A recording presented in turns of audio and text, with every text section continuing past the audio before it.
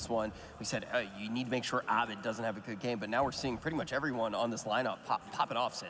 I mean, there are multiple things in this game that were really interesting to me in that regard, because for the first time this tournament, I think Abed was playing Naga, and they put Arteezy on the OD, which I don't think any of us expected them to put the heroes on. Not this game, right? I've brought up other games, but this one I'm like, oh, it's Arteezy Naga. Like, But so that was surprising. The AA pick was surprising. So we got some of the stuff we wanted to see from EG, right? There were surprises. There were things we weren't expecting. 4-position clockwork. Yep. They saw some openings in the draft and they took them. I'm with Grant here. I don't feel like Ice Blast was a key here. But one thing AA does offer is pretty solid laning. It has a good pairing with the clockwork. They had multiple kills together with the cogs into Cold Feet plus Ice Blast. So there's some synergy there that they really took advantage of. Yeah, I thought, I mean, very early on when we saw who everybody was actually playing and we saw some of those switches, you pretty much were like, wait, dude, did they just lose? Like, you were very surprised by what you saw. When in the game did it change for you, though? No, it was pretty quick that I just understood why they would do it, right? I think it was just because Abed wants to lane versus Arc Ward in mid. So they're like, all right, we want this to be a mid Naga, even though he's still like the carry-esque hero, and then we want to have the OD away from that Arc Warden, pretty much. So that's what it makes sense why Arteezy's playing it. And Arteezy has been spamming it, as we know, in pubs for a very long time, for the last like few months, especially. But yeah, it all started to like kind of fall into place. They looked hot, and I think Vici, you said we saw them bleed yesterday. I saw them bleed a lot today. They looked like they were making quite a few mistakes, which was a bit uncharacteristic for them. I heard nothing. Dude, the beginning, by the way, that 2v2 middle with the 1 and 2 heroes, they're just dancing. And is that like where EG, because it looked like the Arc Warden finally, or the Ember gave up and went top. Like, was that a big deal early? It seemed like Vici gave up earlier on that dance. Yeah, I wonder if they did it because they felt like it's going to hurt them too much to have the Arc Warden swap around all the time. He is the hero that scales the most with getting that level 6 early on, and it did end up hurting them, even the amount of time it took. He got the 6 the latest, I think, out of all of the cores in the game, so he was very slowed down. After DY, I think. DY was level 6 at like 6.5 minutes in. DY was, and we're just like, what? Yeah, it was just a Lich sitting behind the tier 1 tower bottom, level 6, and it was super early in the game. We're like, wait, what? DY, all right, well. This game was really enjoyable for me as well because of some, like, kind of a blast from the past almost. If you remember Arteezy's first big LAN with Speed Gaming, he won that series as OD, actually playing mid as a stand-in for Speed Gaming. And Ramses, he started out being an offlaner, actually. So while we do say, yeah, he transitioned from carry to offlane, it's really kind of back to the roots kind of thing with this offlane, and it's working out great for him. So it's all coming full circle with this lineup right now. I thought there was also some pretty cool itemization. I saw you talked about how if we looked at Vici's draft, there's going to be a lot of just straight magic damage. Their physical damage could be lacking. I actually saw not only did they build a pipe on the Doom, but they also had a pipe on Clockwork. They doubled down on their pipes and actually to block out a lot of that magic damage. So these Maelstroms, Ember Maelstrom, the Arc Warden Maelstrom, they were actually counteracting the fights, and I saw Vici had massive damage issues throughout pretty much the entirety of the game because of that. Ember had to buy BKB and Lincoln, and I think this is the kind of game on Ember where you might need to think outside the box. You already have an Arc Warden going Maelstrom. You can't really both do it, so maybe you go like Deso or the classic Deso Battle Fury against Naga. Bring it back. Maybe some sort of mix physical in there. Absolutely, that was, I feel like the name of the game was damage issues for them. Like, sometimes they even survived the Doom on Arc Warden for like 15 seconds and still didn't kill anybody. Yeah. That's a red flag. I mean, all in all, it just seems like it's all clicking for EG too, right? I think we'll take a deeper dive on Vici in a second, but it just does all seem to be going in their favor. It seems like maybe they're tired of getting third place. I mean, you look at the fact that their draft too, it felt very dynamic when some of the biggest critiques were just that. On the side of Vici though, how much do you feel comes up to them coming up a little bit short as to what we expected for them, Sind? Do you feel like there are some things that they just weren't living up to?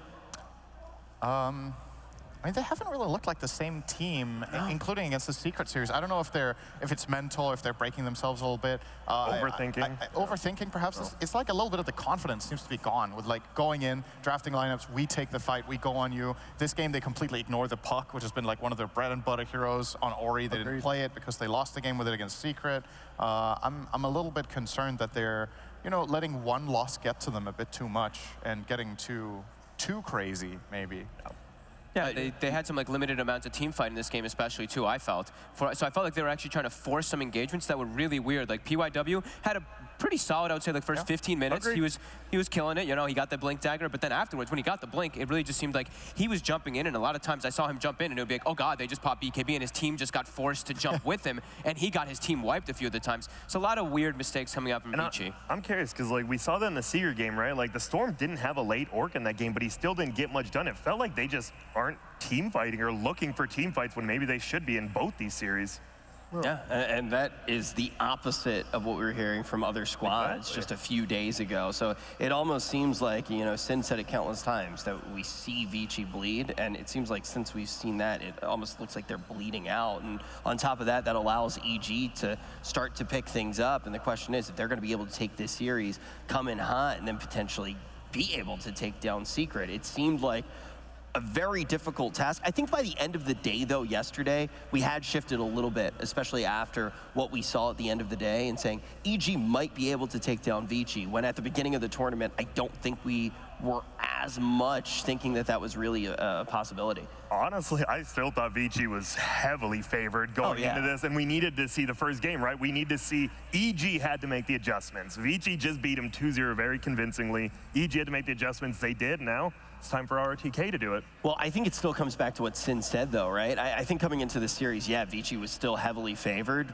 but there was a shot. I think earlier in the tournament, you know, Vici and Secret looked immortal. They looked absolutely impossible to take down, and it very much feels like in the final hour that's shifting. I think one of the first things I said, too, when we got here this morning was, it felt almost like what we saw in some of the early groups. Actually, that might have even been the minor, but it felt like we had a 1, 2, and 3, which doesn't really happen that often when you get to the final day. Like, it seemed like it was like, okay, they're all just going to show up, and we know what's going to happen. And I don't feel that way anymore, Fogged. No, definitely not. I mean, EG definitely has been showing a lot of improvement in this tournament. I feel like Vici, I don't know, they're really hit or miss for me right now. While usually I look at Vici as like team stability. This team has always just been about like methodical Dota, like this is how we're gonna play, blah, blah, blah. These last few games, they're really just kind of all over the place with how their play style is, and maybe EG's just throwing them off a lot. And the question is, will they be able to get it back now, or are they going to be eliminated? But we were talking a lot about some of the players that we thought were the key factors in this one. We want to hear who you think was the key factor in the success for EG. Who do you think the MVP is? You can vote all day in the chat using the hashtag and the player's name. Gentlemen, can we get the first drum roll of the morning and figure out who our MVP, decided by Twitch chat, is? Ramses or Crit? Which one? Ramses or Crit. They might give it to Abed or Arteezy. It's Crit? Okay. Yeah, Crit. Okay with that. Me, baby, one more time. How do you feel about this MVP? I think it's fine. I think Crit played super well. He was extremely aggressive. He was really confident in his plays. I liked his itemization as well. Confidence. Yeah, and confidence is one of the really important things that I like to point out, because I did feel like I saw Vici with a little bit of lack of confidence in some of their moves when, like you said, usually they're super confident in everything they want to do.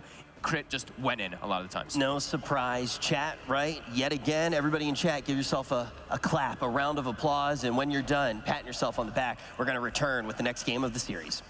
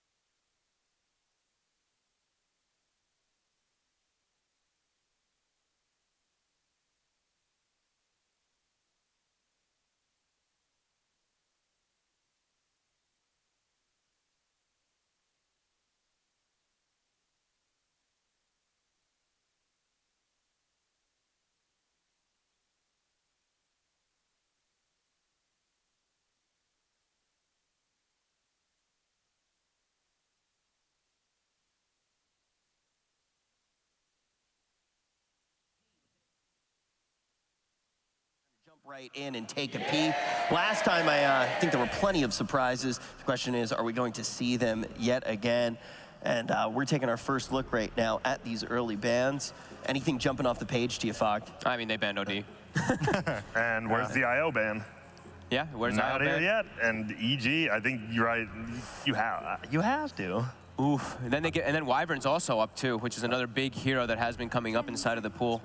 We for did both see these the IO games. gyro lose, like Sin brought up earlier, but are you willing to risk it here? When I see EG take this amount of time, like usually this would be a no-brain ban. I was like, they're not gonna going to leave ban it. it. They're planning something.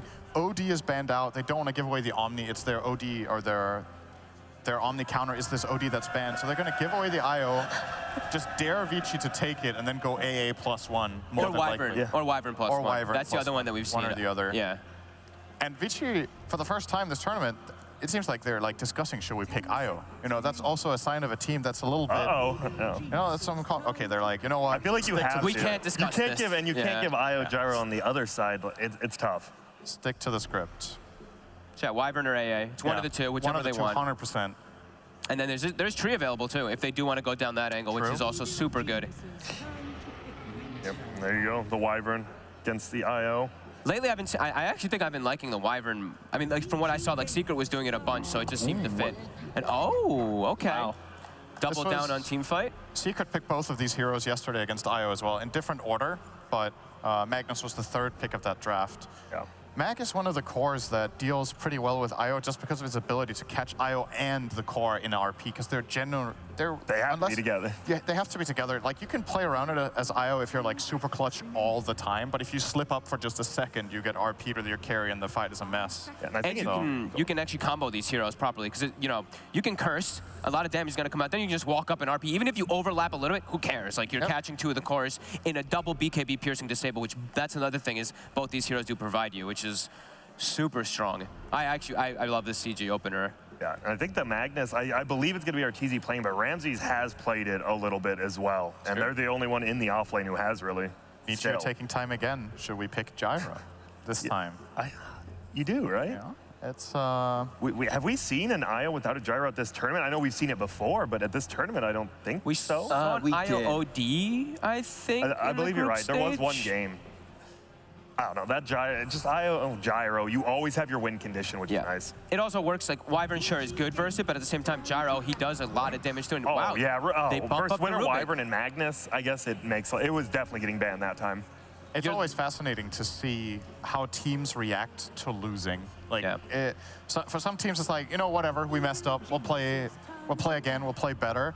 And others can lose faith. Like, even the time they took to pick IO, and this time the time they're discussing should we pick Gyro or not. Yeah. It's a team that you can say good things for both things. Like, one is okay, you adapt. Like, you lost, you think adapting. about it, you get better. The other one is, okay, is this like a sign of weakness? Are we starting to lose faith in our draft just because you had a bad game? Like, it happens. I think their game against Secret, their draft wasn't bad. I think they just didn't play a very good game against Secret in that second game. It's so funny because the exact thing during that series, I was talking to No-Tail about it, and he was just like, no, at this point, you're basically going for the mind game, because if you're able to win with it here or beat it here, when you get into the next game, you know that you already beat that pick. And it seems like we're kind of in a situation now where Vici is playing like a team that has taken a beating. So Yeah, but they are putting confidence. The one thing is they're putting confidence in PYW is what I see when they pick that, because they lost with IO Rubik versus Magnus Wyvern yesterday. So they're doubling down. They're like, you know what? It wasn't the heroes that actually lost it for us. Even though we have seen IO Rubik, they can be a little weak, whatever, in the laning phase and stuff like that. It still is what you want to play. So at least they're confident to at least pick that for PYW. And I feel like if you're going to put that burden on someone's shoulder, it's going to be PYW with how much he's popped off throughout this entirety of the tournament. I know that Ori was one of the other players that you guys said you really need to see have a good game for Vici to potentially take it. As we keep on moving in the draft, we're going to see. Do you think that on the side of Vici too, there's still that focus after what we saw in the last game to try to shut down Abed at all costs? Because I know Fogg and Cinderin were both saying that was something they wanted to put a lot of attention on. Grant, do you think that that's still going to somewhat be the story here? I think you definitely just don't let him get this amazing, like, last pick here for Abed, right? We even saw in the crowd the Abed Meepo. It legit has to be in the back of your head every single time when you're playing against EG, and I agree with that. I also, the Night Stalker ban, right? I think Vici's the only team who's even playing it. They played in the one role on Eurus. They just get rid of it. Obviously versus Winter Wyvern, right? You just got to find him. It's a good hero with IO, I think. Night Stalker, you get super fast on the IO. You can play them together. It is a good replacement for Gyro, yeah. I think the phase where IO gave the free Ags, people were also playing IO Night Stalker, and then as soon as you get that free Ags, it just gets crazy. I believe there was a short amount of time with an overlap with that Night Stalker Aghanims at one point. But yeah, they take it out, no need to worry about it. AA ban, not surprising, it's against the IO. And then they banned the Faceless Void. Again, a little bit of a mark from Secret Series yesterday where they had Void AA, or Void Wyvern and Mag. And EG are going to respond with a Slark ban. I feel like this is, one of the other good carries you could have picked with IO. And they're going to grab the Timber Saw. These supports, they do nothing to this guy, Timber. literally nothing. Oh, man. Rubik has good spells. That's one thing. Rubik has very good spells to steal throughout the majority of the game. All of Timber's spells are pretty nice, too. You got to get some team fight on VG Gaming right now. You need team fight. Team fight, and they need damage. A lot of it as well. Luckily, we have all 3 cores, so yeah. Yes. Yesterday, one of the things Vici did against Secret, against this massive AoE teamfight lineup that had somewhat weak lanes, is that they grabbed the Timber. And now it's just been taken away from them. So Vici were maybe planning on maybe getting this second phase, and EG has just one-upped them here. Now you need a solution. You can't really pick Slark because he's banned, so you absolutely can't pick Slark. Definitely. And OD's banned as well. OD's banned. Gyro, do you trust in it enough? Do you have the damage? RTK looks a little bit concerned I feel like you have to make the Gyro, but into a Winter Wyvern Magnus Timber is just difficult. I think they're in trouble. I'm trying to think about what carries are even left. You could play IO Ursa and just go hard. And when Ursa gets an Aghanims, he's pretty safe against Mag. You get RP'd, you can always ulti it off. You can't ulti off Winter's Curse, but you can mitigate a lot of damage. They'll just stick with it. You know what? It works. It's just good versus Wyvern. It's magic damage versus Timber Saw, right? Like, it just fits, and it's IO Gyro. But we have seen it fall. You have to feel like when you see these picks come out like this one at a time that EG know in advance. Yeah. Like there's no surprises here, like zero. Whereas Vici Gaming, they're definitely, getting surprised. Oh, wow, we forgot about that here. Yeah, that's still in the pool. Holy smokes. Oh, God, and speaking of not having enough damage to deal with Timber Saw, throw Living Armor on top. And that's what they did yesterday. Yeah, he was legitimately unkillable. Vici have 0 tower damage. I honestly think what you do as Vici now is you grab Leshrac. I think you have to go in a direction where you can take towers, you have magic damage against the Timber Saw, you have a hero that IO can play around that's not just this Gyro, because I don't think IO Gyro solves this game. I think you need a different core to do the job. What about, man, they just play this, but the Storm also, there's limited disables besides ultimates on EG, but I just saw him. They played it yesterday. He died to the Magnus yesterday, and he got first blooded by that Magnus, and he had a tough matchup, but it does look like it could be pretty solid for Vici right now if they do want to go for that. Oh, nice. Oh. That's a change of pace. Absolutely. I was actually, yesterday when Vici played against Secret in that matchup, I was looking for them to maybe pick Batrider just because how good it is against a side laner like Timber. He's also good against Treant. Batrider is flat out good against all 4 heroes in EG's lineup. They can't pick Slark, he's banned by themselves. And it like denies a lot of Abed heroes. You're not picking TA into that, you're not picking Meepo into that, because obviously Batrider might be off lane or middle, but you can't pick some of these hero Abed likes because of that. I really thought that we'd be seeing this hero more, especially because of how much like Wyvern's been coming up in Timbers. I've been suggesting it, I think, like a lot of the panel segments, like the last 2 days, I've just been like, and it's only Alliance. And then they pick an Aura carrier instead of the Batrider. But yeah, it's good. It's amazing versus Wyvern, great versus Timber. This is a good pick. It works well with IO. I like it. Batrider can easily be an Aura carrier if it's a good Batrider. That's true. We've seen the Vlad's Batrider. The old times of having to go Travels, Blink, Force Staff, it's not a requirement at all. Sometimes a pipe first Batrider is great. If you have enough, if you get any of the neutral items that give you mana, you're set. Faded Brooch, for example, Clumsy Net for the mana regen, whatever it is, you're good to go a greedier route with your items. And I think in this game, I don't know what auras you really want to buy into this team. There's no clear solution. There's tons of pure damage from Timber. You're not going to block any of that. So Crimson Guard isn't good. None of them are really that good. Not really that good, but he's good. He's good. He's good damage. Build. Yeah, he's really good damage to provide with this team, though. Okay. I'm happy to see this from Vici because it's straying a little bit from the plan, but in a good way. Like, agreed. You're getting something new where you identify there's an opening here, and I'm a big Yang fan. I think he's awesome to watch. I'm hoping he's playing the Batrider in this game. It looks very likely that IO and Rubik should be supports. it's the kind of hero, they've kind of put Yang on these defensive heroes a lot, but I really like when he plays aggressive too. I love his don't think he Centaurs. has to play safe. Centaur's awesome, his Bat Rider is great. He's played Sand King in the past and looked great on that too. So this is for me, this is a big change up from Vici because they're giving Yang initiative in the game. Like now you get to lead the charge and take some fights in your terms. And good versus the tree. Like actually, if you even just have a gem, any sort of dust, the tree's dead. You have the vision to find the Winter Wyvern in the back. They go Viper. So they are doing definitely kind of a death ball-y setup here where they need to hit this kind of timing at the 25-30 minute. They do scale well as well, but I feel that's definitely what they're looking at. This is a lot of magic damage coming in. The Viper Q plus like a Nether Toxin down with your Bat Rider, Sticky Napalm, and Gyro Cup. This is a ton of magic damage. We're definitely going to see a pipe picked up early on EG. Probably Timber, yeah. On the Timber. Unless Timber goes middle, yeah, who knows? How do you lane as EG? Who can you can't put any of your current heroes against Viper and be happy about it. I think both Magnus and Timber. Magnus is maybe okay, but I don't think you want this matchup. So if you do pick something else to lane against the Viper, you're forcing Magnus into a safe lane against Bat.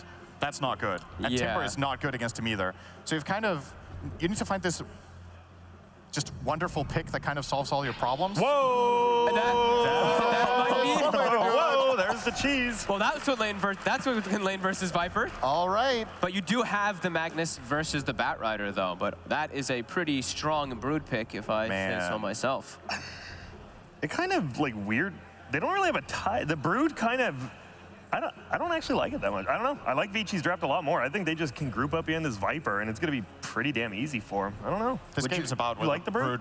If Brood does Brood things this game, it's an insane pick, but Brood is one of those heroes where 1 or 2 deaths, the game can very quickly lose control. It's just, he's playing against largely slows. Brood is great against that. That's run true away. as well. All right, well, we're definitely going to be looking at the Brood. Let's see if this Brood has legs when we return.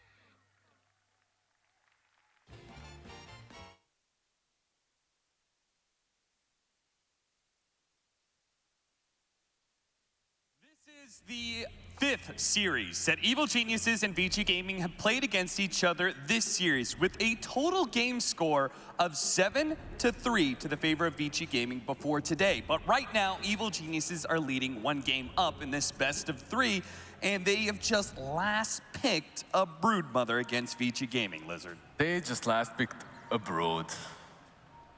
Right there. It's pretty gross, yeah. It's pretty gross. Yesterday we did see a Brood Mother played versus Wisp and Gyro, and the Brood Mother did lose. So maybe in that case, Vici Gaming still have a shot. We also saw a Magnus Winter Wyvern versus Wisp and Gyro on the other hand. And Winter Wyvern and the Magnus did really well versus this combo. We have seen a couple of crit games on this Winter Wyvern, and he has been amazing. One of the things that panel, or we don't usually mention, is that Orchid Rush. Not only for the silence early on, but later on for the Blood Turn, because all of his allies are critting as well. So you can look the same way crit had a lot of impact in that last game. I think we can expect a lot from him in this one too. Particularly effective against that Gyro-Wisp combination, right? Exactly. Like, you get a winner's curse. If the Gyro doesn't solo kill that poor ball, then with an Orchid on him, he's gonna pop to poor the extra ball? bit of Orchid. You sympathize with I Wisp? sympathize with a little bit when it's the, it's the portal cube, All right, makes all that right. sad little noise. A little bit, but if it gets an essence ring, I have no mercy. All right, I'll agree with that. If they get an Essence Ring on the side of Vici Gaming, then we will not sympathize with them one bit. But a skewer backwards onto Ori to start things off. An early first blood attempt by EG, and it's successful. Fly claims the kill. Okay, so they're trying to set up the lanes a little bit differently. They're trying to put the Viper top because he can't lane versus Broodmother, but Viper is really good on 1 versus 1.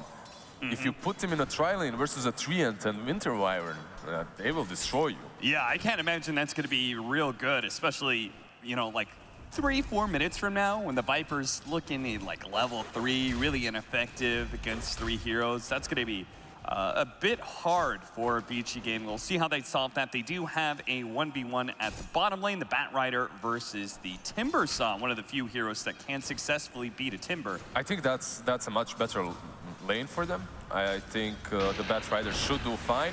Just has to be careful not to fly over Ramses when he's really close to the trees, so that Whirling, so that first spell doesn't damage him way too much. Yeah. Look how many mangoes Abed brought to lane, man. He is ready to just spam out the spawns, Spiderlings, build up an army, and farm up some neutrals, because he won't be able to keep them in lane very often against that flat cannon. Fly's now abandoning that tri-lane we're looking at earlier, and is going to try and lend a helping hand here to Arteezy's Magnus. They're switching everything up. They're putting the Timbersaw on top, and I think you need to give a good lane to Timbersaw, to Ramses. We saw what he can do with heroes that get a lot early on. He just...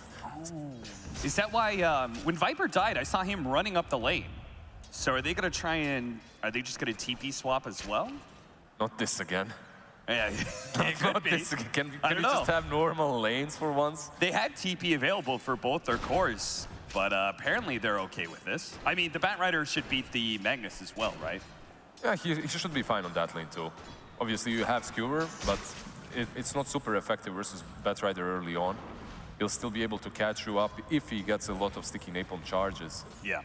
I like that all that EG really needed to do was just get Ramses to level 3, right? And then he can lane against a tri-lane a lot more effectively. Exactly. 2 levels in reactive armor and you're completely fine. Gonna try and catch Yang here, but he actually goes on the offensive with 3 sticky napalm stacks on to Fly, plus the help of PYW. Gets out of flames and the skewer away to the right-hand side. Yang, though, finishes him off with an auto attack, and it's now gonna be able to turn on to Arteezy as well. Skewer. Building up with no skewer available for Arteezy. He's just gonna get run down. He does have 9 magic wand charges. I think that's part of the reason Vici Gaming give up on that chase. Exactly. You see the sticks and you just give up on it, but you can see Ori on the top lane. Maybe we'll be forced to get Nether Toxin a little bit earlier versus this lane. But even once he does that, it's so difficult. Wisp just left him. He might die. The stacks are gone on Ramses, so he feels like he can finish off Ori, and he does. Yang is now here with a Firefly, but a Timber Chain gets Ramses a small distance away, and Yang feels like he can't get either one of those kills. I love the way Ramses also adapted to the game. He went for 2 points in Timber Chain, 2 points in reactive armor. Enables him to get away from the Bat Rider, enables him to get on top of anyone that's in the lane, and in that last engagement it was the Viper. Yeah, something small like having a tree being able to provide you a slow as well, allowing you to kind of chase down some of these heroes. They're trying all the different combinations. Now there's the gyrocopter on the mid lane. He was there before, and he's the only one that's so far been at the same lane for the complete game, right? He can farm versus the Broodmother right now. He has that flat cannon to work with. However, very soon he will be pressured super hard by the Broodmother. Oh, PYW. That was a bit of a monster move. Kills both Crit and Arteezy's Courier on the way out to deliver regen. He only gets 70 gold total, right? But it's still really good. You prevent them from having that passive GPM as well. And he can perhaps slow down this Broodmother around the mid lane. I don't know if they can take Abed down. He has a lot of spiders here. Yeah, it's always very dangerous. I think you can fight into the flat cannon shots going out, trying to kill some of those spiders. It's a pretty healthy amount. Nice.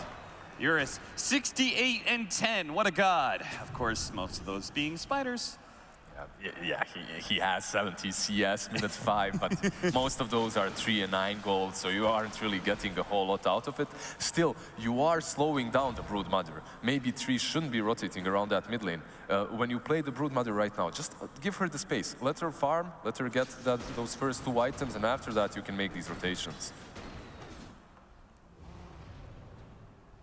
Crit playing behind them right now with 2 levels of the Splinter Blast. Is setting up on Ori, but it is into a Wisp. It's going to be hard to bring Ori down, but they do manage to skewer to break that tether, and Ori is so slowed. He can only play into the corner of the map here and try and get some damage out. PYW, another Splinter Blast landing on him, slowing him as well. DY pulled back by the Shockwave, enough for Fly to be able to bonk him twice to get the double kill. Easy double kill for Fly. His punches are really strong right now. The skewer from Arteezy was also really well done. You have to get the Viper away from the Wisp. Panel talked about these heroes that are able to play with Wisp. Viper isn't like the first hero that comes to your mind, but is a hero that's fairly tanky and he can bait you. If he baits you and the Wisp heals him, he gets those extra stacks. You got to be careful using those flat cannon shots when you don't show the main host of the Spiders. Once it's down, Abed, as you can see, just can challenge him immediately and is going to continue to do so. Now the ultimate's on cooldown. The medallion, it just means Yur's going to take so much damage from these Spiders. He's going to be run down and finished off. Evade bolt going out, but now PYW is going to be in trouble as well. Oh no. He tries to go for the TP, but it's going to be a tough one. He does manage to make it out. They're just crumbling on this mid lane. They did put the Gyro because he does the best job versus the Broodmother. Out of all of their heroes, they got brooded. It's as simple as that.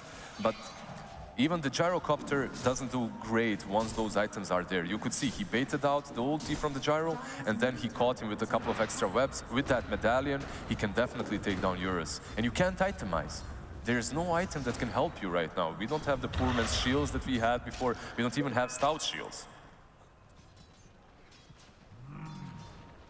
VG Gaming, this problem is going to become more and more apparent, especially if they lose their Gyrocopter again due to another initiation. Crit starts it off with the slows. Eurus tries to fight back with his ultimate, but with the helping hand of Ramses cutting across, that was just too much for VG Gaming.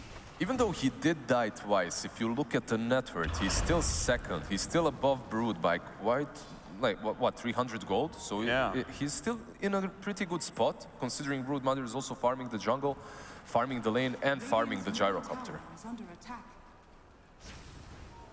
Gonna put Arteezy up at the top lane now as Ramses makes his way across the map. I think one thing that VG Gaming did do really well in this draft is address the Timber Saw. I think they have multiple ways of dealing with Ramses. Those games in which EG just dominated with Timber, the enemy team usually did not have anything specific against it. Here, you might have the Vessel, you have the Batrider, you have the Nether Toxin too. So you think your Ramsey's going to have to play a little bit a different style compared to last time? I think he'll still play the same style, but it won't be as easy. You can see one hero is able to zone him out. And later on with the Nether Toxin, if he doesn't have those stacks of reactive armor, he can be in danger too. Yang farming up some of those neutrals. A Diffusal Blade soon for Abed, it looks like. There are different... Oh. RP. We've seen this a lot from these carry Magnuses, just willing to use the RP on a simple support as soon as possible, just for the extra bit of farm. That's completely fine. Early on, you aren't really hoping for some grand RP on multiple heroes. I think it's perfectly fine to kill their Rubik that way.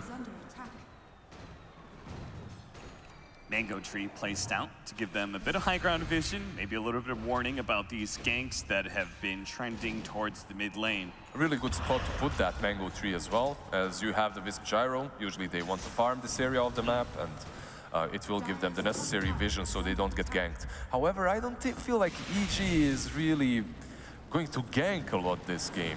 Look at them, they will just increasingly get stronger and stronger. That's the game plan. You have the Broodmother, you have the Timber Saw, Treant.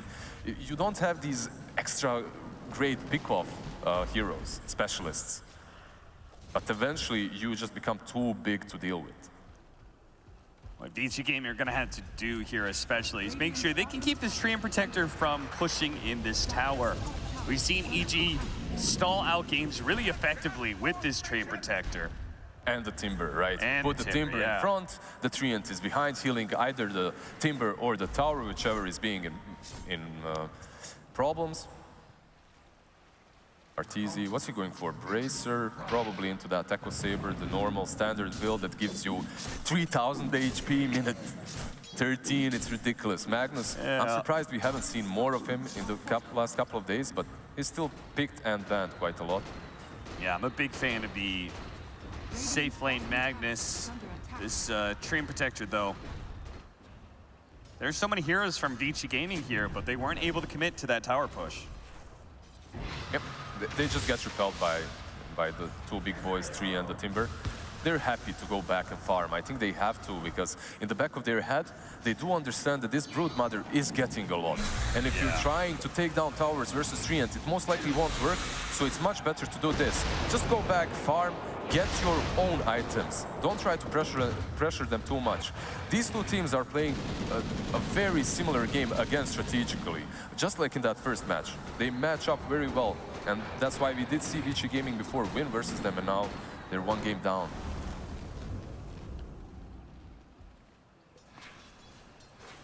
Treant Protector just taking that outpost to make this bottom lane even more secure.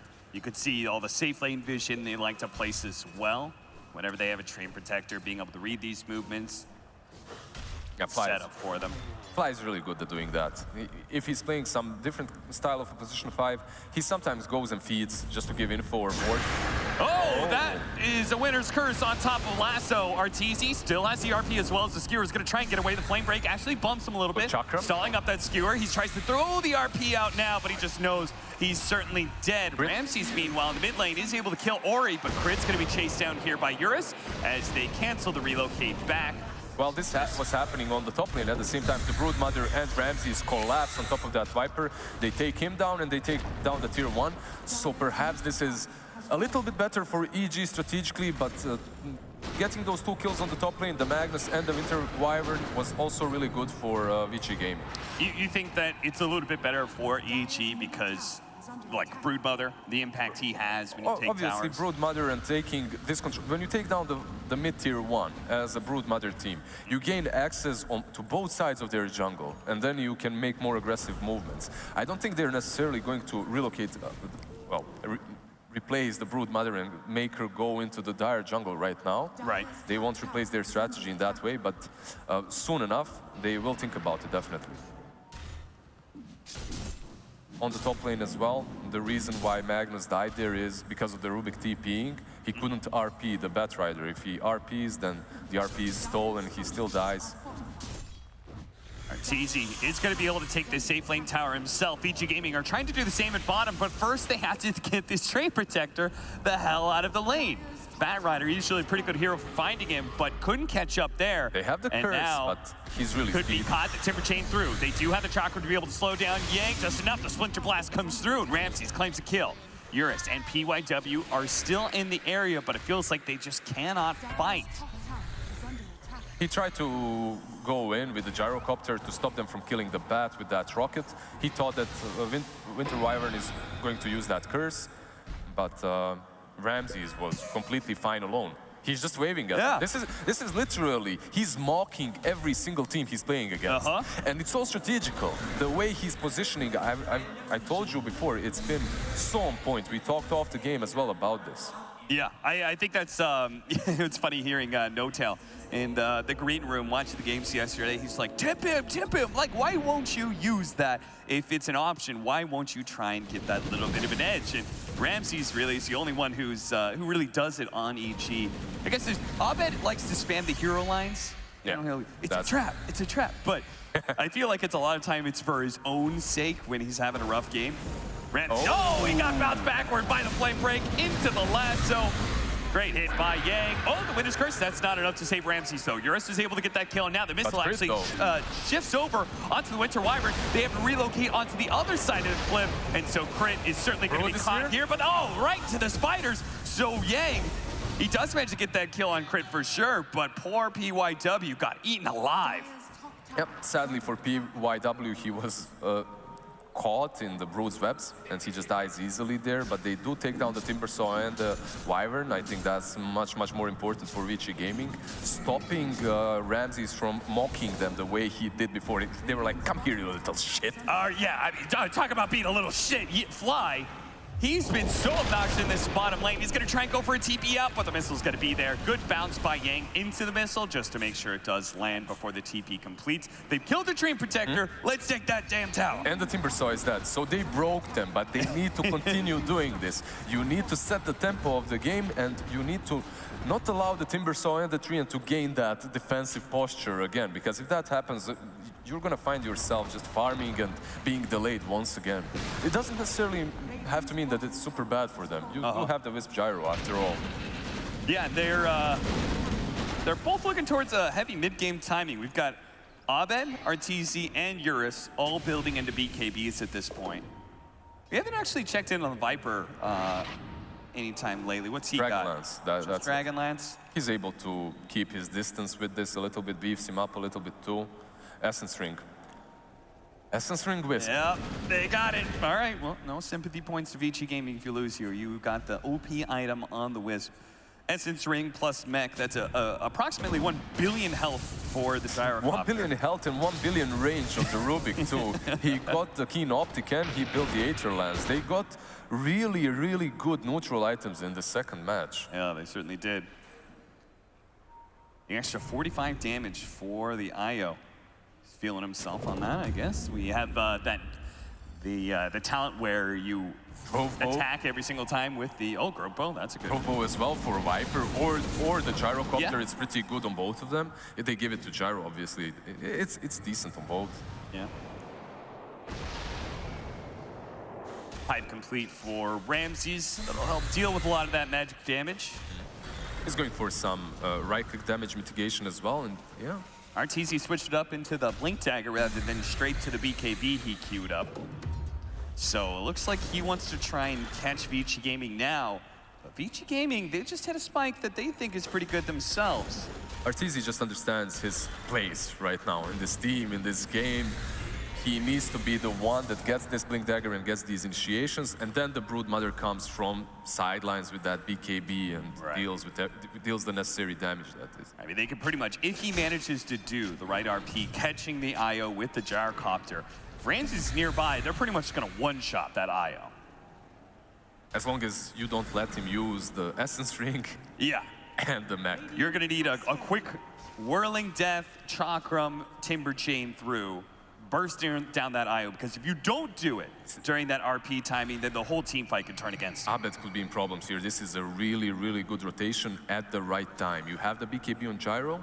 Yang, all he has to do is lasso the Brood Mother, and you can take a really good fight.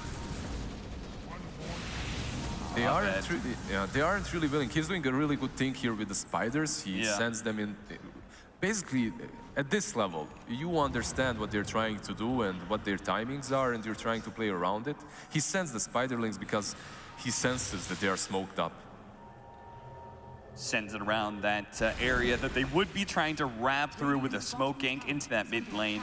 They caught the Brood Mother there, they would wrap into mid, take that tower, and all of a sudden Vici Gaming would have a wealthy amount of map control. I think Vici Gaming, they're playing a much better mid game than they did in that last match. Feels a lot more controlled for sure. Still able to keep their farm going. They're going to spot Yang. Is going to be able to jump forward on a fly. RTC still looking for telekinesis up, and they're going to make sure to take that Blink Dagger off a cooldown, grab the free kill on the fly, and back up to their high ground. I like that a lot from Vici. The way they did it as well, they did not allow Crit to move into the right position to counterplay that with a curse. Instead, they just move him away from the Gyrocopter, away from the teammates as well, as he's on a cliff. So, really well played by Yang. Still, though, it's Fly. Yeah. I think TY is going to have a really hard game, but so far, I'm loving his positioning. He's maxing out that tether range most of the time whenever he thinks they're a little bit close. Relocate up to the top lane. They have actually caught Crit here. Crit waiting to turn around with the Wizard's Curse. He has Sticky Napalm on him. It's going to be a little hard, so instead he just dies. Yang dropping a bit low. You just praised EY, and did you see that reload? It was miles away from Crit. Yeah. Usually when you catch someone, you hold that thought, RTZ. It's easy thinking about it. They have a ward here. This shouldn't be a play. But yeah, if he relocates on top of the Winter Wyvern, which maybe is what they you get usually cursed. do. Yeah.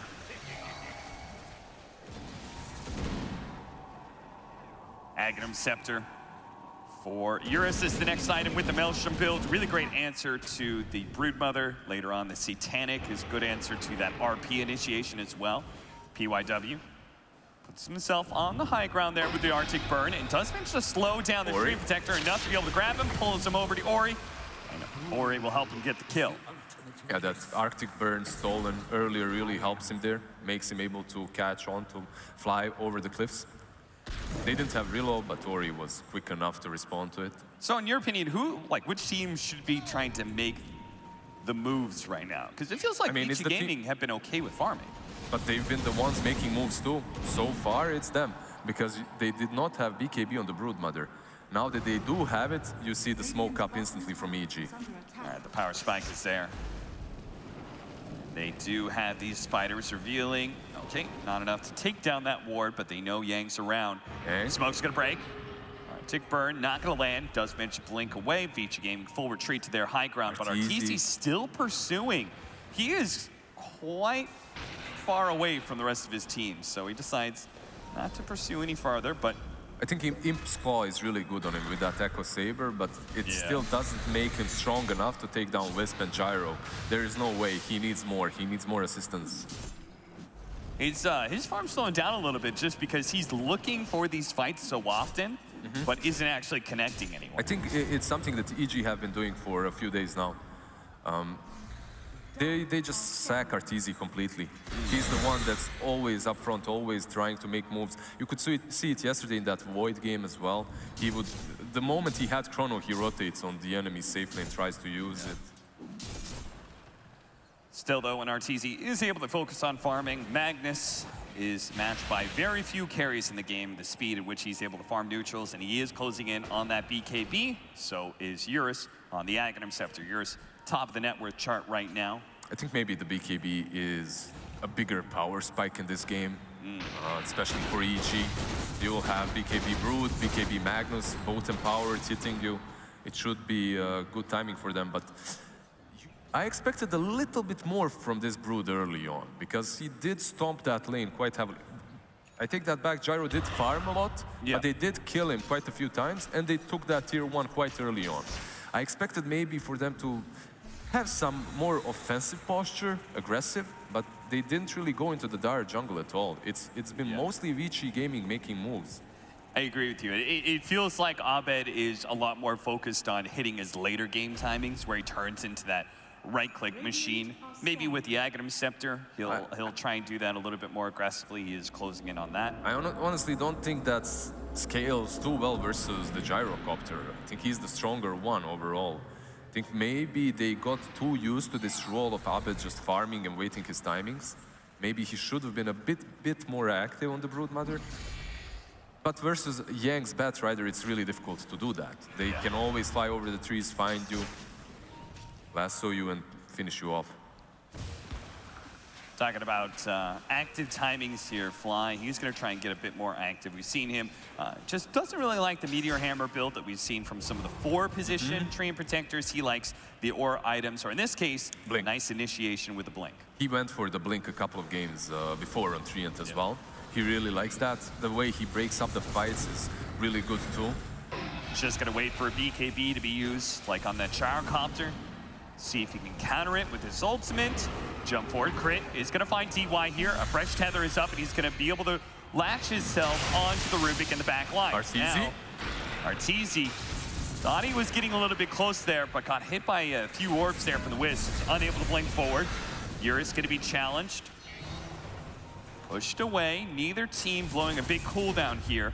But now, jump forward, bump line's gonna be able to get the Overgrowth to lead things off. Getting 2 heroes, but at the same time, the stolen Overgrowth. And now, a lasso onto Magnus, who's gonna be pulled over to the side. Skewer over, is gonna try and target DY immediately with the help of the Broodmother. Activates that RP onto 2, but Ori's not quite in it. He's trying to help get the damage onto Magnus. He needs a little bit more on top of the Nether Toxin. Eurus has survived through it all as well. Magnus, he still falls, and now it's up to Abed to try and finish off Eurus instead, but he can't do it. He's gonna try and TP away. A disaster for Evil Geniuses, as they thought they could get the gyrocopter. They thought they could focus him down, but no such luck. Yeah, you go into the Wisp, Gyro Wisp with Essence Ring and Mech. You try to take him down. You do manage to do so, but he buybacks instantly, rejoins the fight, and Magnus just falls. Yang, that lasso wasn't necessarily that great. He catches the Magnus, but it only puts him in an even better position to use that RP. But it worked out really well for Vici Gaming. You could see that Crit had to use his Winter's Curse also really defensively on the bottom side. I like this play from Vi, but overall, all this teamfight gave them was an Aegis on the enemy side. Yeah, you could see he went from about 25% HP to full up as the IO gave him all those heals. On the bottom side as well, you can see the curse, but it just didn't help. Wisp, he also buybacks, relocates in, heals up Eurus. It's good for Abed that they didn't have any more disables to kill him off too. While we were watching that, Vici Gaming did manage to take the Roshan PYW, telekinesis on the Magnus with the Chakram that he stole as well. Arteezy starts taking a lot of damage here and is going to be skewered backwards by PYW. Beautiful play into a lasso as well, just to ensure the kill. Back-to-back deaths for Artur. Man, PYW, if he's not playing these tanky ETs, tinies, he plays a Rubik and he plays a mean one. That skewer wasn't only good because of repositioning, it was also good because he didn't have time to react to the missile, to the rocket. So he got stunned. Really, really well played. Couldn't get off his BKB, and now Vici Gaming is up by 6K with an Aegis in hand. Plenty of items flowing in. They've got a Titan Sliver found for the gyrocopter. He almost has a butterfly. You're playing versus anyone, you let Wisp go through, you lose to Wisp, you ban the Wisp next game. It's looking like evil geniuses thought they had the answer to this pesky support, but they're still they willingly gave them the gyrocopter as well, Lizard. You pointed that out to me in the draft. They're saying, you can have it, we've got the counters, but EG. They have the Wyvern and the Magnus, but Vici Gaming, they're not allowing them to use these big ultis properly. One of the main reasons is PYW with his Rubik. He's always ready and waiting to snatch that away from you. So you're not really as free at using these ults. Aghanims has been completed by Abed though, so that might allow them to rotate across the map a little bit faster. I think if you're EG, you should... Well, gonna be grabbed here. Winter's Curse is up. That's why DY separates himself from Eurus, just in case. One of the bad things about going for this early Orchid into Bloodthorn on Wyvern is the fact that if the game doesn't go great for you, you never finish it and you're not really useful. Or a pair kit, that'll help stall things a bit, especially with the living armor of the tree. I think maybe they should try and make some rotations on the Wisp and the Gyro somehow. But right now, the name of the game is probably delayed until Aegis has been reclaimed. Crimson Guard, remember the panel, they talked about Batrider. He doesn't necessarily have to be this Boots of Travel Blink 4 staff any longer. Well, in this game, he did it, but he also is going for some utility. He does have that Crimson queued up, which will help them quite a lot versus the Broodmother. Recently, Broodmother was built around the Spiderlings later on. You take the talents for Spiders. RP on the 3, Arteezy, he found a huge opening into the Whirling Dead, and they just wipe out 3 of them. Eurus is gonna come back on his second life, and his BKB, but can he actually get out? It's gonna be Oathgrowth locked in place, and too much physical damage. Well, they found them. They found them. That's what they needed to do. They needed to find Wisp and Gyro, and damn, this game just switched up super fast. Just as it was looking a little grim for EG, just as it seemed like execution-wise, they couldn't find the openings on Vici Gaming. Artur, he sees Vici Gaming slip up just a little bit, the support group up. No smoke, no invis, nothing. He was in full, I mean, it's nighttime, so they didn't have vision on him, and he had a really, really good ward there. Position 5 rock. And now a Broodmother is free to push into a tier 3 tower. No buyback on the gyrocopter here. Thankfully, the Crimson Guard was finished up by aiming at perfect time. Winter's Curse immediately has lasso. He's going to be held in place here and trying to force staff him, and he does manage to get back. Ramses He's so He tanky. pulled in a little bit. He's still got Pipe. He's still got Timber Chain. He was just, the well, curse? stolen Curse. But he will have another Timber Chain, and I don't think they have another Interrupt. As the Flame Break still on cooldown. Ramsey's slowed down to a crawl here, but Timber Chain after Timber Chain should get him away. They have to relocate forward, but they thought he was actually going to go right. Ramsey's moving to the left side of the screen instead, puts himself out of distance to the gyrocopter. So they just wasted one more reload on top of everything that happened before. However, they didn't lose a tier 3, so that's really significant for them. They won't have that Brood constantly sending Spiderlings and just taking it down without putting in any effort. Yeah. Yeah, that probably would have been a tier 3 down without that Crimson Guard, right? Yeah. Such a clutch timing there from Yang. Also good pickup from the Rubik to steal that curse. Yeah. Prevented EG from stacking up and taking down the tower. Evan's Halberd complete for the Timbersaw. That'll help against the Viper and Gyro, and the healing amplification is so good when you've got the full-out reactive armor stacks. Finally, we have our Orchid complete as well. So he was able to get that big power spike. We'll see how he uses it in these fights, because Yang, he certainly has seemed to found a support that he likes to pick on. Right, he blinks forward, kind of messes with the Winter Wyvern. He's by himself, so you don't feel good about cursing him. Wyvern is possibly the best reactionary hero on the side of EG, besides the Treant. So if you manage to catch him, like he did. There he is, grabs the Winter Wyvern, pulls him into Eurus. Eurus with all that magic damage quickly bursts him down. But what about Arteezy? What about Fly? Looks like they both are fast enough to stay ahead of the gyrocopter. Even though there is a telescope on crit, which allows him to just stand back and use his spells from distance, they can catch him. He doesn't have any mobility items, no blinks, glimmers to save him, so that's one of the downsides also of this Orchid rush. But Yang has been fantastic when it comes to getting on top of him and picking him off before the fight even starts. Not a right-click build coming out from our Broodmother, even after the Aghanim Scepter. A Scythe is his next choice. So He's going all for the in on the spiders. spider damage, Yeah, no right-click of his own. Yeah, he's going for the spider damage. I think that's why this Crimson on Batrider, we mentioned it before, that's why it's so significant. It's an amazing pickup by Yang. You don't really see it on Bat a lot. And after that last RP, can you really blame him for not wanting damage? They have the damage. I would love to see how fast he was able to just take that tier 3 in a replay if we could, because that is one of the things so dangerous about a Broodmother is that even if you think you're winning fights and stuff, you have to be aware of that rat. Once you get the talent on the spiders, it's just few seconds. They're hitting so hard.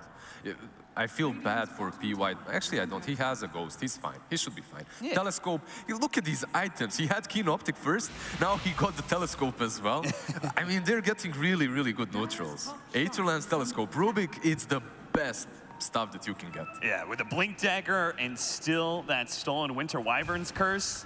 This is why Vici Gaming want to go for a push out here. They're going to try and keep their shrine alive because Roshan is going to be a bit of a focal point here. Almost dead though. Like we mentioned earlier, the moment you take down the tier 3, Ramses. Gonna happen eventually here, but they do manage to get the initiation on Ramses. Ramses, no save from his teammates just yet, but he is rather tanky, especially with that Nether Shawl. There's gonna be a cold embrace. Okay, they have the Winter's Curse on the Broodmother. They just wanted to use it before it faded away.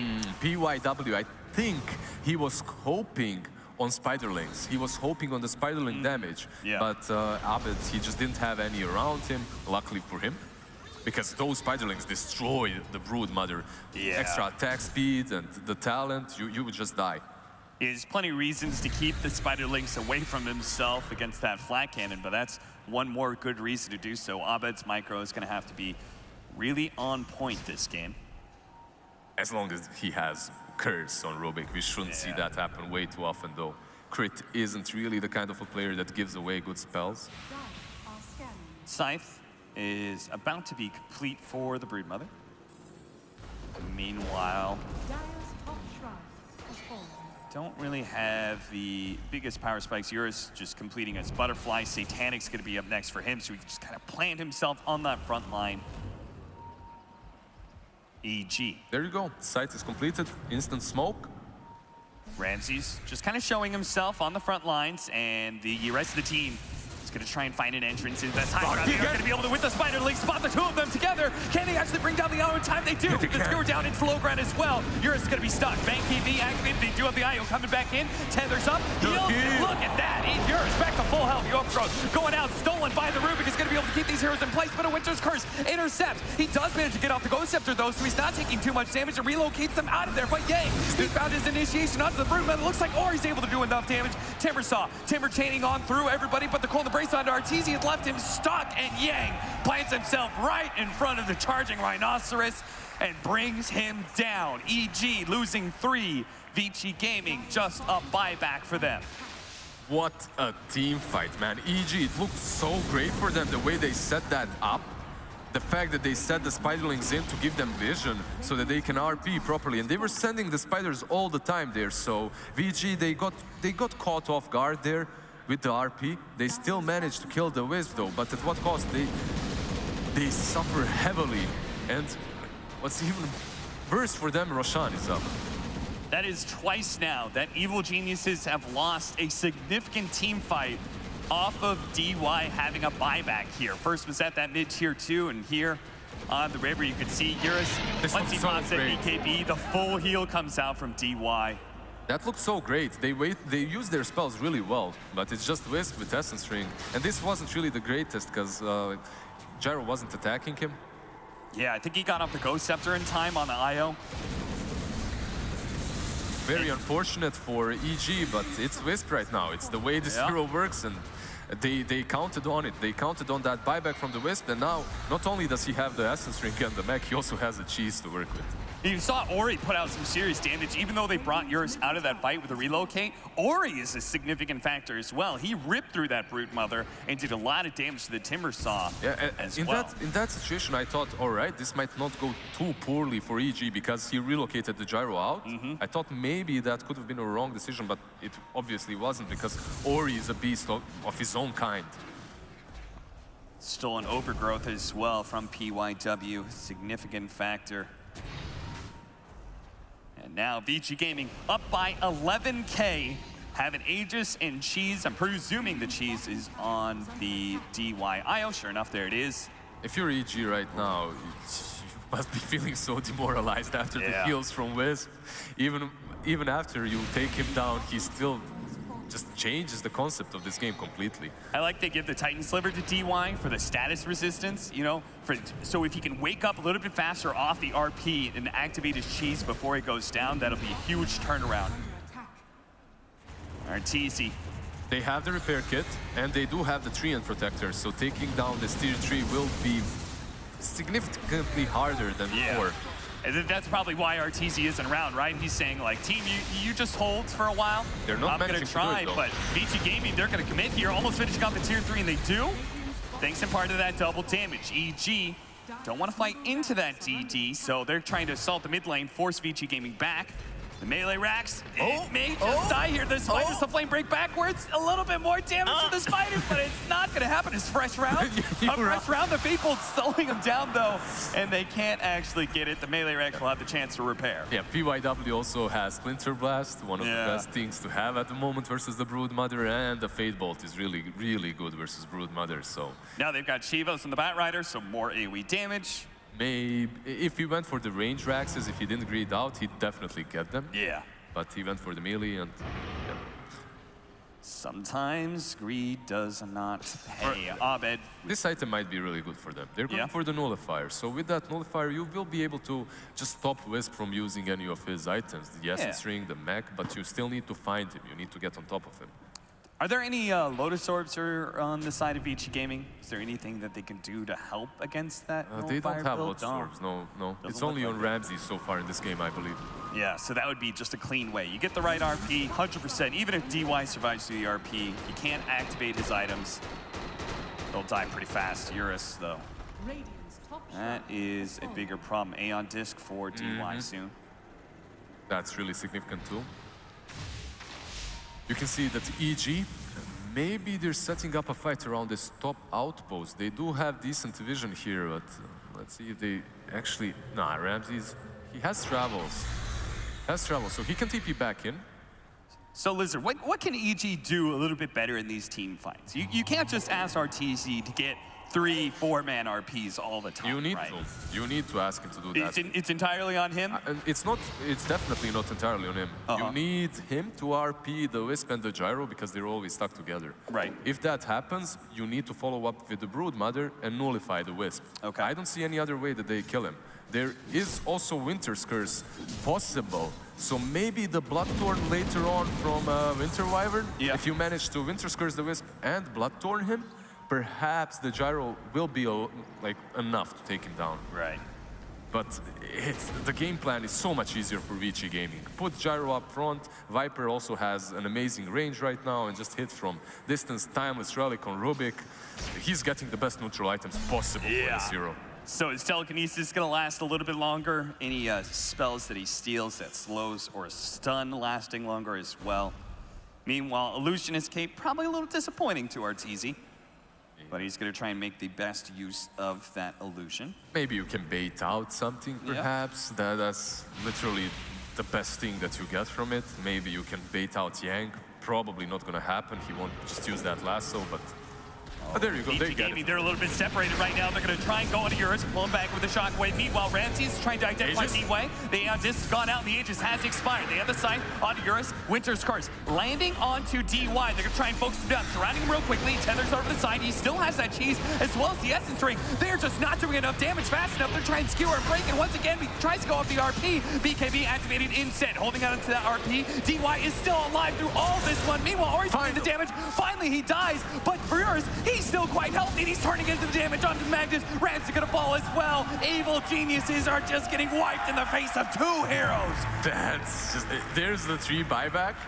He can perhaps heal the towers, but you don't have anyone else. Wisp, he is still dead, so they don't have the Wisp. Broodmother could buy back together with the Timber Saw, but it's gonna be a really, really difficult defense for EG. It certainly is. This repair kit is gonna have to put in overtime. Ramsey's gonna buy back. We'll see whether or not Abed holds on to his. He wants to save gold for that nullifier. He understands that it's their win condition, but he's gonna have to buy back or they lose perhaps even all their sides here. What a godly fight for DY. What a godly Wisp, man. What are you talking about? They were trying to kill that Wisp for 30 seconds at least, and they couldn't. In the end, he does fall, but Broodmother dies at the same time. I mean, they just completely run out of damage by the time they finally bring down DY. Nether Toxin. Silences, that's huge too. The talents on Viper are one of the best, probably the things that he can go for. This silence is going to be really, really important. Timbersaw doesn't really have any ways of dealing with it too. He can't reposition himself. Certainly going to be a pain in the ass. Evil geniuses are going to be left with one lane of barracks still standing as VG Gaming retreat. They've got Roshan coming up soon, 2 lanes of barracks ahead, 26,000 net worth lead in this best of 3. I respect this from EG. I respect the call not to buy back and try to brawl it out for one side. Being 2 sides down is strategically really bad for you. It makes the game much, much harder because you don't have ways of... You always have ways pushing in, which gives the enemy team a lot of info, and it's much harder for RTZ to just rotate and get some sick RPs because he's in vision most of the time. Right. However, I think it's important that you get Nullifier on the Broodmother, and maybe that can help you. VG Gaming has done an amazing job in spacing for these team fights. Never really out of position for big ultimates, but the Shadow Blade on a crit may find a better opportunity. Looks like Yang used the lasso on the Illusionist Cape, and this may be an opportunity for EG. Ramses get himself a little bit stuck, but that's a double damage Eurus. I don't know if EG wants to fight into that. So they did manage to bait that lasso out, but they don't have any follow-up. They can't make anything work afterwards. That double damage on the ground, gonna be picked up by Yang. So they have to. All right. Ramsey's still positioning himself out here. The spiders quickly wiped out. Ramsey's gonna be forced away here. Lotus Orb activated. Crit getting a little bit closer. He does have the Shadow Blade, but he won't get the chance to use it. Telekinesis catches him. Crit way out of position. Now Ramsey's going to be left alone. Arteezy to the rescue, but he can't do a damn thing. He'll one-man Arteezy. That's not going to do shit. Evil geniuses, they know they are completely outplayed in this game. You don't ban the Wisp, you lose to a Wisp. We've seen it happen so many times in a row, and it happens once again. It happens once more. Evil geniuses perhaps thinking with that game one, the nice control they had, that they could give VG Gaming a little something. They thought maybe we can show that we can beat IO Gyro as a combination. They really gave it up in the second phase, but too many teams have fallen to that same hubris, and EG will fall to this game 2. I think they played exceptionally well on the both sides. Maybe Broodmother could have been a little bit more active, but VG Gaming, you saw them. You saw Yang and ROTK just battle it out recently. After the game. They were screaming over their teammates. They were discussing what went wrong, and I think they addressed it really well. Or they just picked Wisp. It's one or the other. Yeah, well, we'll have to see whether or not they truly fix the problems as we head into game 3. Will we see Ohio? We'll have to see after the break.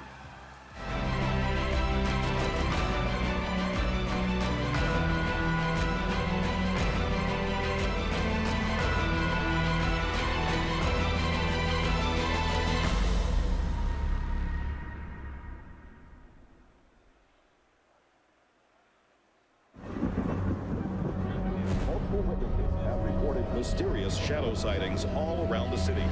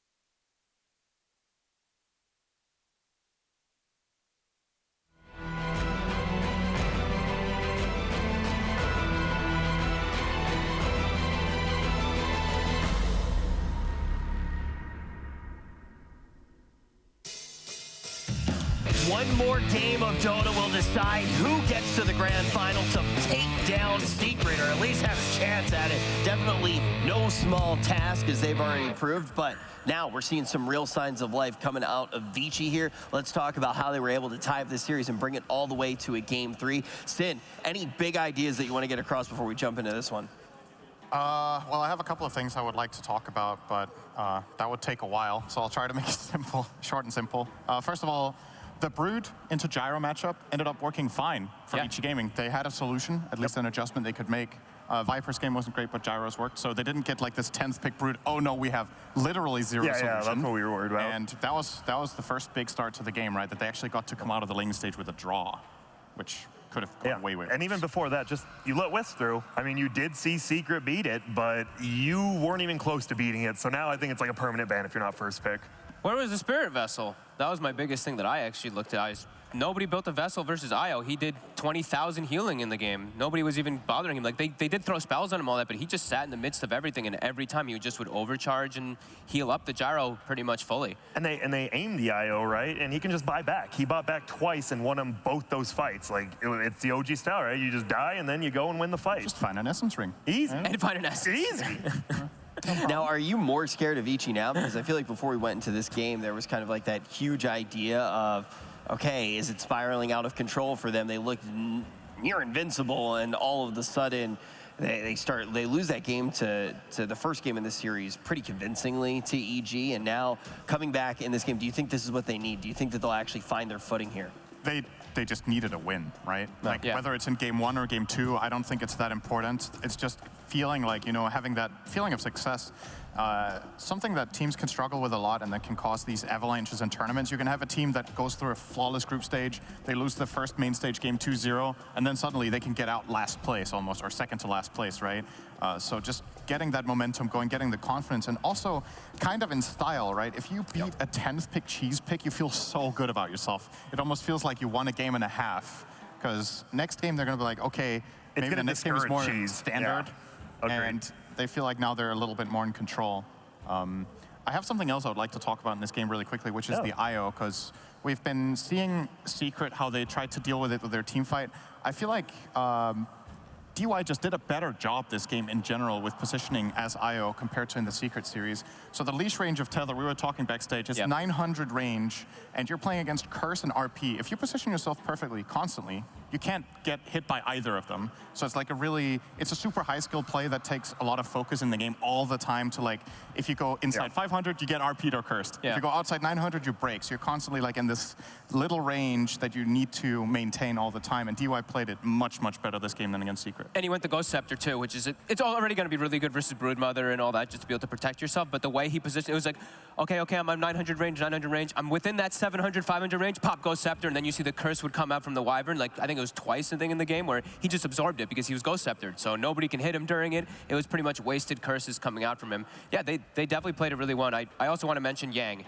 Obviously, I think it was really important that they were able to just deviate from their usual picking him the Omni, picking him the Abaddon.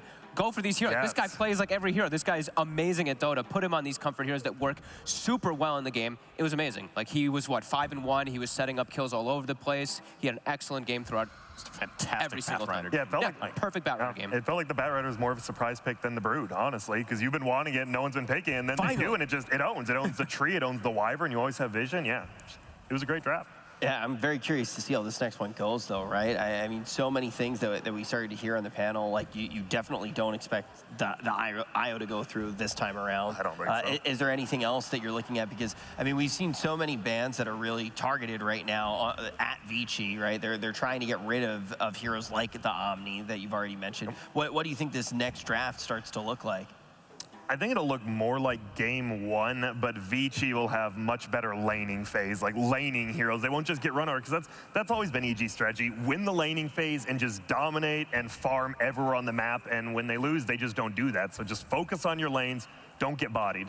I still agree about the IO. Getting rid of the IO, though. I think, sure, you have heroes that can address it, but I also noticed in that game, it's like, yeah, you're addressing the IO. They're throwing all these spells on him, but then, little do you know, who starts creeping back into the game? Ori. Or he got shut down so hard in the game, and then you just see they're focusing so much on Io and Gyro that this Viper just starts plowing them from the back of the fights over and over again. So I think Io he messes with your game plan a bit too much. Even if you have these concepts that can work versus him, sometimes it's a distraction too. And I think the Timber, right? Like when we've seen these Timber games, he's unkillable because of the new change to Viper's Q. He is eating so much magic damage in the fight. Like he was just getting blown up by Gyro and Viper every single time.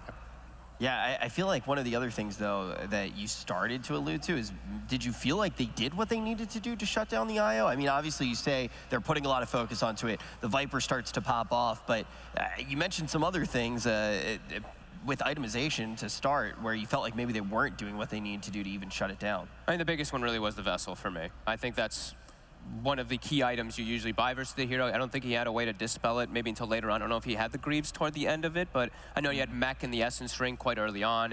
But I think, yeah, they addressed it, but they didn't itemize to address it at least. I know he went the Orchid Shadowblade that we saw popularized by YapzOr, but I think perhaps in this game maybe Crit or the Treant Protector could have gone for that Vessel this time around. Well, a lot of names that we're talking about right now. We're curious to see who you guys were talking about at home. We're going to pop in to see who did win the MVP. And you can vote throughout the entirety of the day using the hashtag and the players' names. But, gentlemen, let's find out who the MVP is of this game. My bet is on Arteezy. I think it's Arteezy. Let's take a look. I wish it was DY. PYW and then... Oh, he actually manages to beat the meme. Yeah, he does. By 2%, but he comes out on top of the meme. Let's actually not talk the about meme. PYW. So Twitch chat loves reacting hard when there's a big play, and Arteezy had an awesome 3-man RP. You can bet your ass that chat was flooded with hashtag Arteezy there, but it wasn't enough. And then PYW, I mean, that was a nice game for Rubik, right? We said he might struggle the laning phase, but you have RPs to steal. He got Winner's Curse, I believe, 3 times. It was a good Rubik game, and he played it extremely well, too. They got some good neutral items as well. They got not only the Essence Ring on the Isle, but they got the Timeless Relic as well on the Rubik. So all your spells, the Telescope for you guys. Telescope as well. There's some good neutral items in that game. Coming into this next game now, we have a completely even series. How do you feel about both of the teams as far as just their mental state? We talked about Vici in the first game maybe looking a little bit beaten. Now that they have the victory in their back pocket, where do you think that both of the teams sit right now, Fog?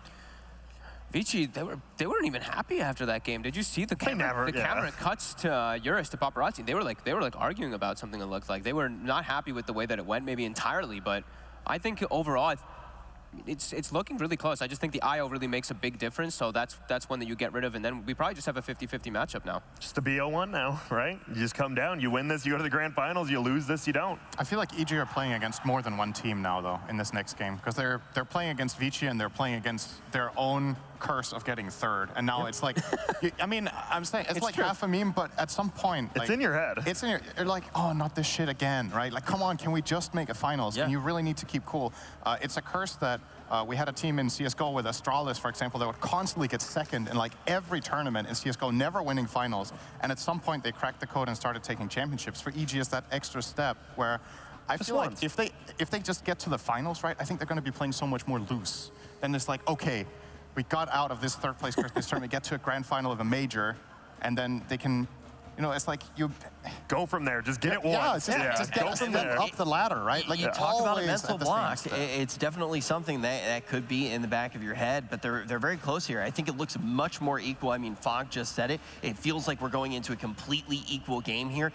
At the beginning of the day, when we woke up, brushed our teeth, did our hair, and got here, I don't think that I don't think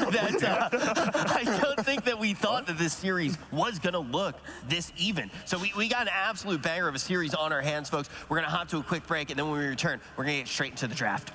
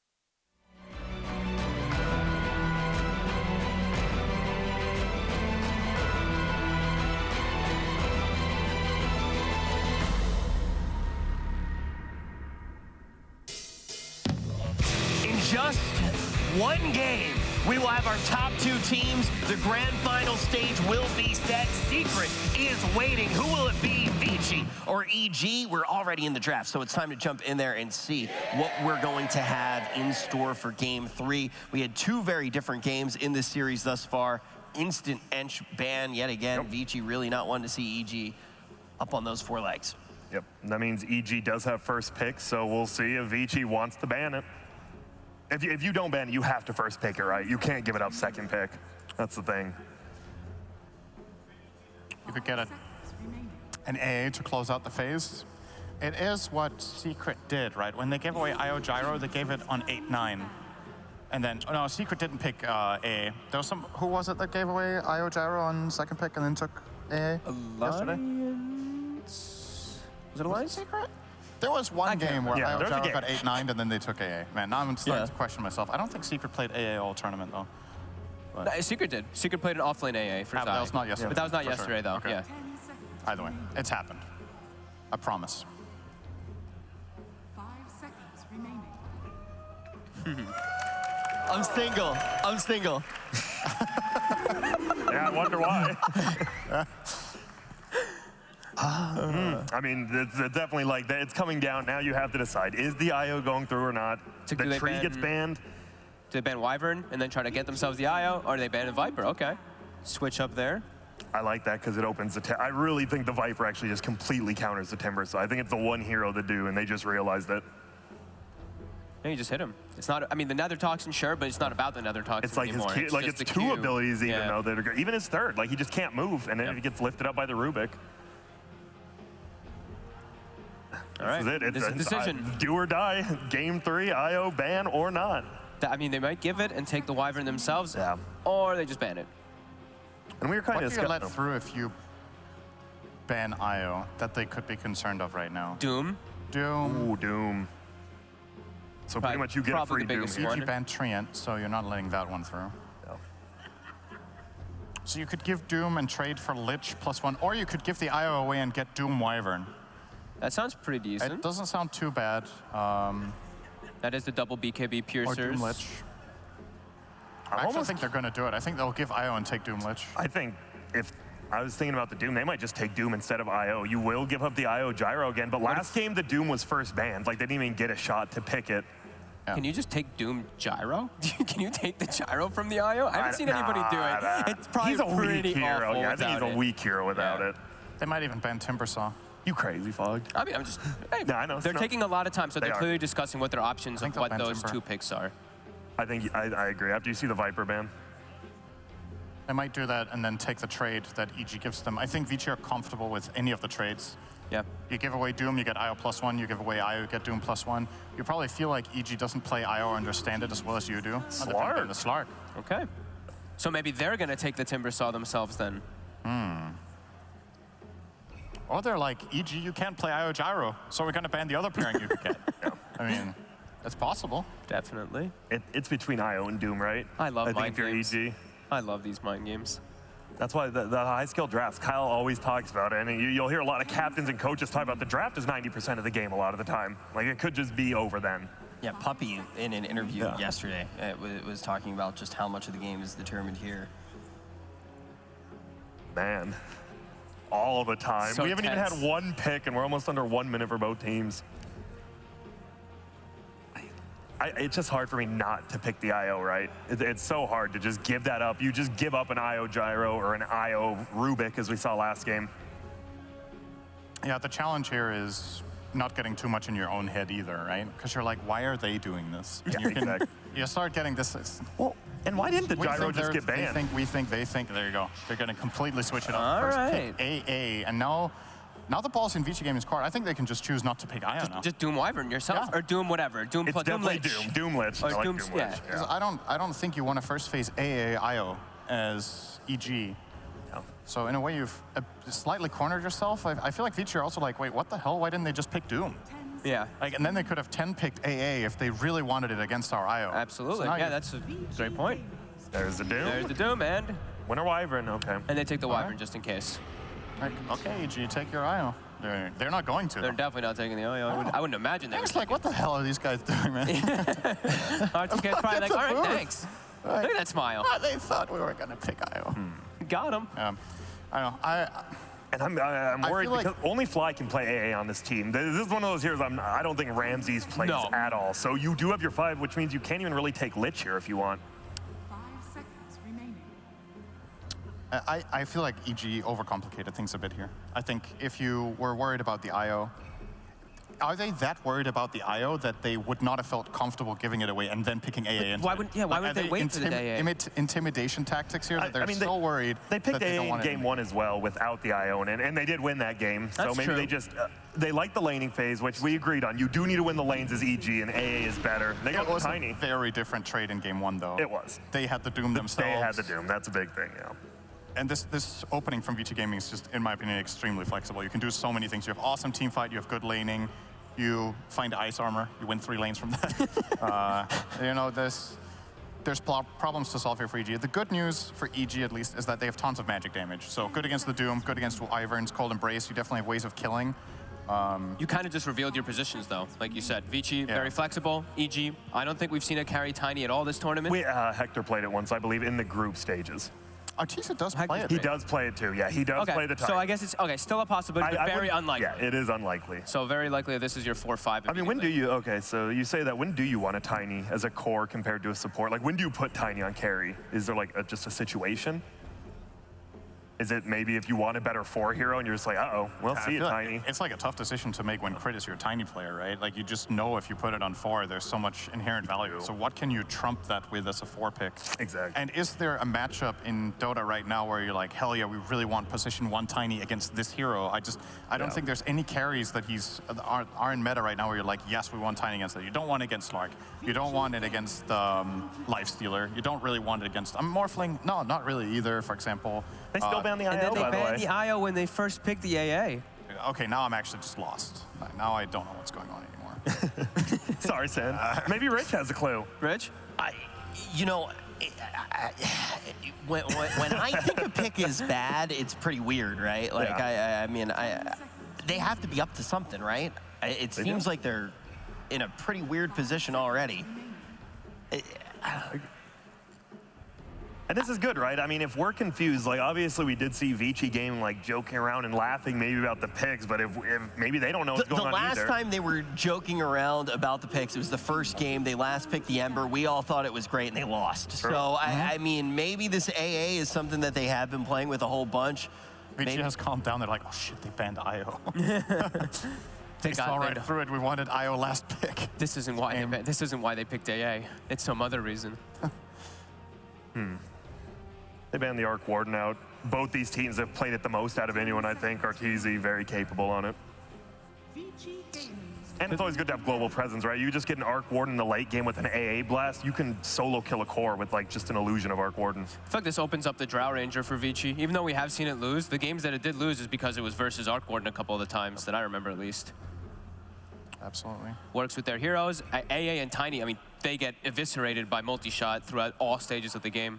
Tiny sure he gets armor when you get 10, but if it's a support Tiny, you know, it doesn't, or at 6, sorry. It doesn't really matter as much. So Grow gives plus armor, right? Not base armor. Yes, it's so plus it's against marksmanship, but still. Yeah. It's at this point, it's also a bit about comfort, right? Like, if you can get the Drow and feel like you have the pieces in place, you're not facing the worst counter that you've had to face in the Arc Warden. You're not playing against Arc Warden with your Doom either. It just seems pretty stable. Oh, they're going to go back for something else that they're good with. Hero asking about it earlier. Instant pick as well. Very hard for Tiny to really make. Like, Tiny's all about you're making moves around the map early game, trying to set up kills, especially on the mid lane. Puck is one of those heroes that you have a very tough time actually setting up on. Getting coiled as Tiny. 10 seconds remaining. I think we lost you, Sind.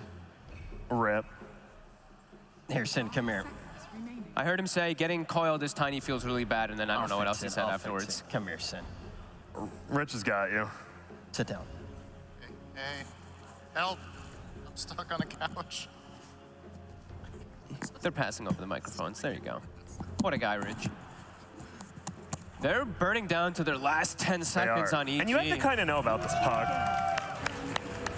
Okay, ABBA.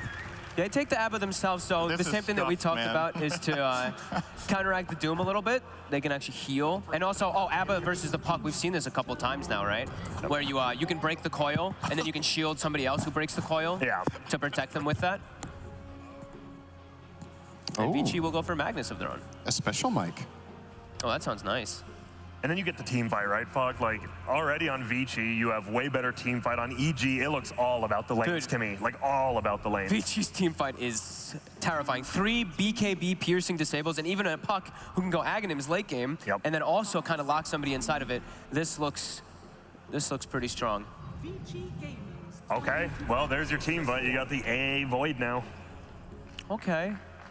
I don't hate it. We're always nervous about this Void because of how long the cooldown of your ulti is now, and that the Ags has changed. It's always that long. You just can't fight without it up a lot of the time. Puck is also godly versus Void. So is Doom. So is Doom. Yeah. I love Puck. You get silent. Silence is always annoying, and coil. You're stuck inside the coil. You basically, in order to win fights in this game as EG, you need to get the jump. I think if Void gets caught, you kind of have nothing. Like, you have a tiny combo and an Ice Blast, but there's no damage. Abaddon can't protect your Void really from Doom plus Puck. He can protect you from one, but not both. So, and there's always going to be the RP factor. I'm concerned for EG. I'm really worried here. It's getting a bit too funky, and I don't really think they've solved the problems either. I'm not sure what the Abed hero is to bail them out either. Like, I mean, I will say EG does have like the strong lanes, right? I think they do have a little bit stronger laneage right now, at least. Obviously, we don't have the last pick. But you just think the overall game plan from Vici is just way, way better? I think their team fight is stronger. I think their counter matchups are more powerful. And I think they have a more clear-cut way of starting fights. Like, you can... This will help, for sure. The Abed Storm. Okay. It's down to the wire. You get Abed, one of his strongest playmaking heroes. A slight smirk. Okay, now a full-blown smile. That's a big full-blown smile. Their only team fight is a 160-second cooldown ultimate from the Void, really, though. Yeah. And I look at Vici's, and they just have so many different ways to start fights, to pick and choose if they want to just disengage as well. The Wyvern could just, hey, Wyvern used to be one of those heroes versus Void that, hey, he chronos, I'm just going to curse and we walk away, or cold embrace the target that he's focusing on. So there's so many solutions to Void in this game. I'm so worried for EG. And as far as the Storm goes, I think he will be primarily looking for the Wyvern and the puck all game. You have to. The problem is if you find the Wyvern and you get caught by Coil or Doom, you die. Like, jumping or the RP backlines. RP is an easier one to dodge, but even that could happen. It's not as clear-cut as, just jump the backline with Orchid and kill a guy, because there's counterplay through 3 different heroes that have very quick abilities. Something as simple as just a puck silence will get the job done. Vici with the last pick here. They're running out of time. Okay. And they just go for their Rubik. So just an instant disable versus both that Void and Storm. He doesn't have amazing spells to steal, I would say. They're okay at best, but it gives you that quick lockdown. And again, it helps your lanes a little too. Aphotic Shield is a good point. Shield, yeah. And he didn't, we saw a game of Rubik versus Abba, and he stole no other spell. He just kept Shield the entire game. Probably the same thing here. All right. Liking Vici a lot. I'm really liking Vici in this game. I think it's the biggest outdraft of the series for me.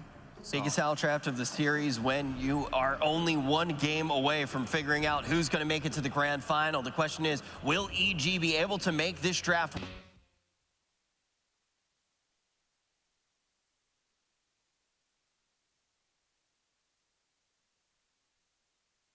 Get their rematch against Secret.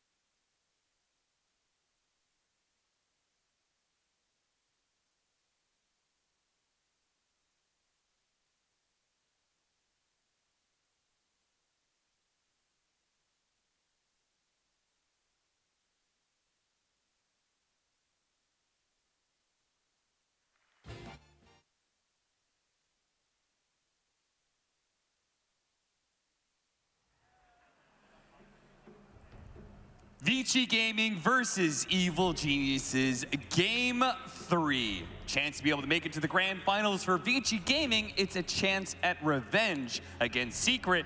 For EG, it's a chance to get revenge against a Vici Gaming that has beat them time and time again this season. I'm not giving you my puppies, first and foremost, but Vici Gaming, let's talk about the draft. Panel really said that Vici Gaming have a wonderful draft, and I agree with them. I think they have really strong heroes. They don't have your classic cores, right? They don't have really the easiest lineup to execute. I think maybe that's where EG's lineup might be favored a little bit. You have the AA plus Chrono. It's a super easy combo to use. However, you are playing versus Winter Wyvern as well. So it's going to be an interesting one, that's for sure. There is something about the simplicity of just getting off a good Chrono, landing an Ice Blast, and throwing a bunch of damage. Exactly. Vici Gaming, certainly a lot of team fight there and a lot of potential combinations they can do. So much. So, like, usually when you're drafting in a team, you're thinking about possible combos on your side. When you look at this VG lineup, every single hero works well with the other one. They can make movements in every single part of the game, and that's why it's so good. You have the Magnus to break the coil, you have the Rubik Lift, you have the Rubik versus the Abaddon as well, you have the Curse versus the Void, you have the silences from the... It's just, it looks really, really solid. I think that's one of my favorite ones to see right now is the combination of Mag plus Puck. A high execution combination that requires a skewer to be able to pull people out of that coil, but when successful, does a ton of damage. We see already a little bit of shenanigans when it comes to the lanes. We're gonna have Vici Gaming dropping off their Doom at bottom. Mid matchup of Abed versus Ori, and the Storm Spirit versus the Puck. Abed had a monster game yesterday as the Storm Spirit against several counters, but it did not seem to matter. He tore it up on that Storm Spirit. Bottom lane, they're going on the Doom, Yang. Bit of trouble here, no